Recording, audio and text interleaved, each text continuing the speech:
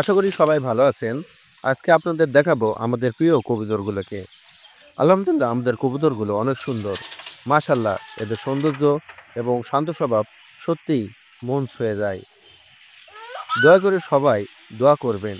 আল্লাহ যেন এদের সুস্থ রাখেন এবং আপনাদেরও যদি কবুতর পালনের শখ থাকে তাহলে এই ভিডিওটি আপনাদের জন্য অনুপ্রেরণা হতে পারে ইনশাআল্লাহ।